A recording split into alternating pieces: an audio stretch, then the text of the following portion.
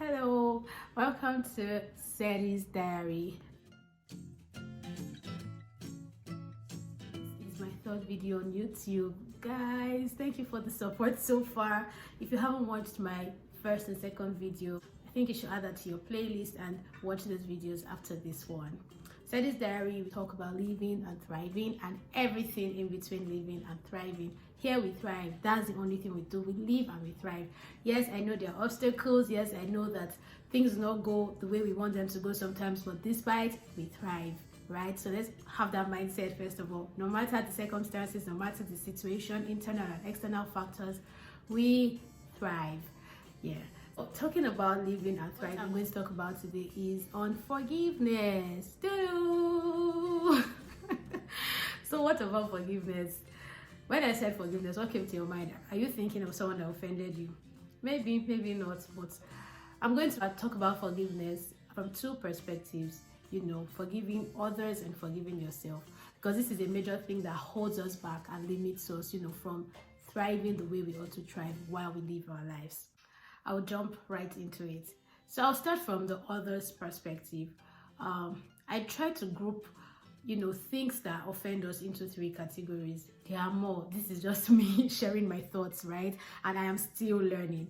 So I am grouping it into an action, a word, or a circumstance that did not go as planned. You put in the required resources and the required attention, but something still did not just go as planned. So that's beyond the person. It's just a circumstance not going as planned.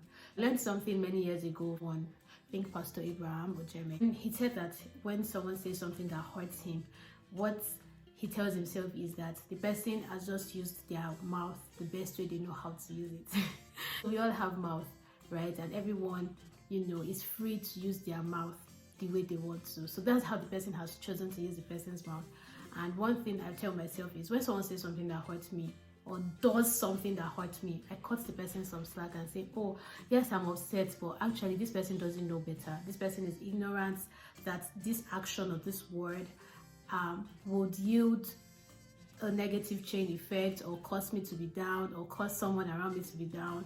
I cut the person some slack. Someone really hurt me, someone that I used to stay with in the past. The person was acting in a certain way, making me feel like an obstacle. But then I just cut myself some slack. So real life, what I told myself, if a believer, you'd understand this part. I said, okay, so Sergio, yeah, why you finding it difficult to let go of what this person has done? Do you want to get to heaven and on heaven's gates? God says, because of this person, you're not entering heaven. And I'm like, oh no, this person is not worth my eternity. So it was from there I could now bring it. I was like, okay, this person is not worth my eternity. I calm down. Then I'm like, okay, this was an ongoing situation, right? So if a person does it again, I'm like, calm down. Can you put yourself in this person's shoes? Maybe the person is thinking from this angle, this person is thinking from that angle. I'm like, oh, true. The person doesn't know better. The person is probably trying to protect their space and protect their heart, not knowing that they are offending me. So I'm like, yeah, the person doesn't know better. So I calm down. That's the end. Honestly, the moment I was able to have that conversation with myself, I was able to stop being upset. And after a while, and it was just a phase. That's another thing. It was just a phase. Now I don't live with that person anymore. All these things in life, they are phases. So let's not allow the effect of one phase affect the entire journey totally. Let's not do that. Let's not give permission. And another thing I have learned in life is that when you allow someone to hurt you, you've given that person permission over you.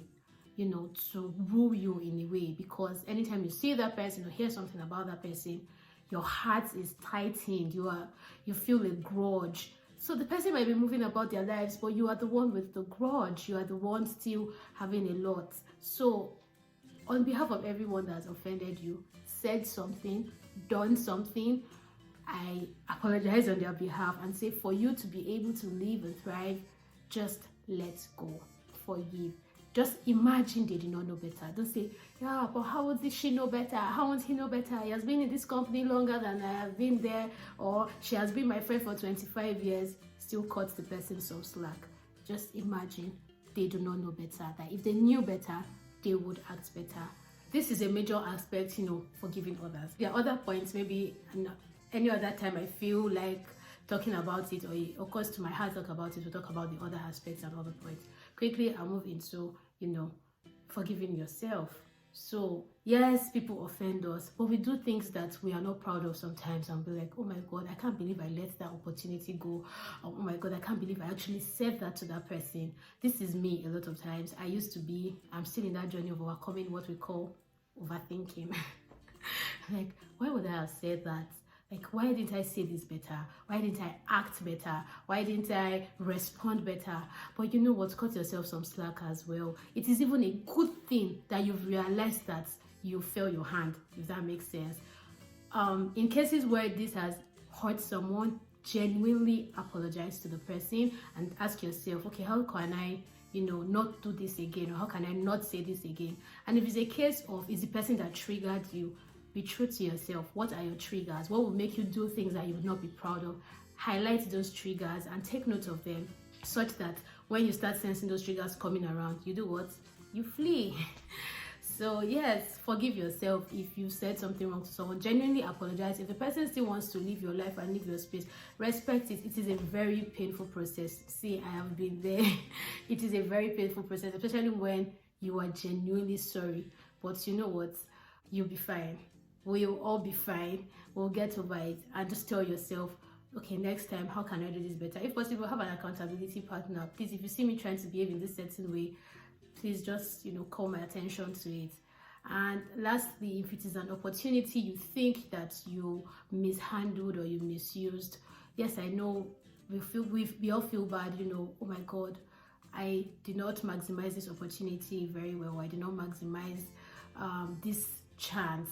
I feel bad. Why would I do that? I expect better from you, said Ogon. Yeah, it happens. But guess what? I want us to move on from that. Because if we hold on to all these things, it's going to limit us from now taking better steps. It's going to limit us from becoming a better version of ourselves, because we just keep wallowing in that. Another opportunity might now come, but because we're wallowing on the past opportunity, we have not seen the new opportunity that we can maximize, or because our minds are clouded with that, we're not able now to think of a way to move forward or move on.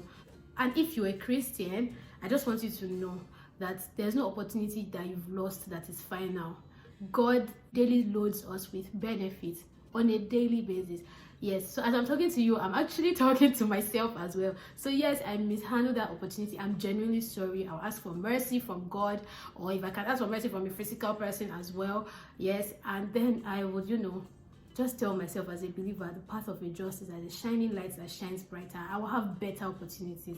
As a Christian, I'm not permitted to have a better yesterday. So greater opportunities will come, and by God's grace, I will maximize those opportunities. And if you fall, it's not the end of the road. Stand up, pick yourself up, and keep going.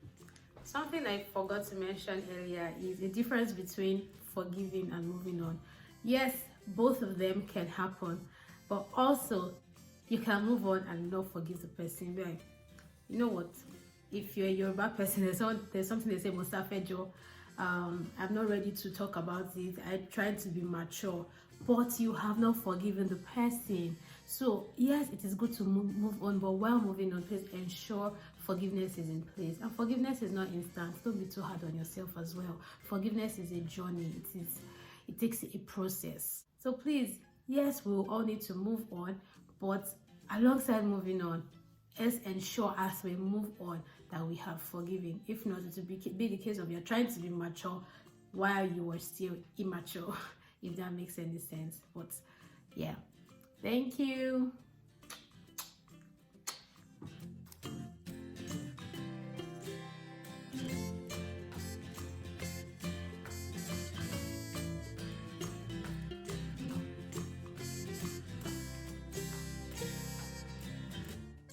Thank you for listening. Thank you for watching. If you liked anything I said, let me know in the comment section. If there's anything you want to start doing, let me know in the comment section as well. And please share, and please don't forget to subscribe. Thank you. I have to say thank you again to all those that have supported me from the first video until now. We keep getting better by the day. Remember to forgive yourself and forgive those that have hurt you. Bye.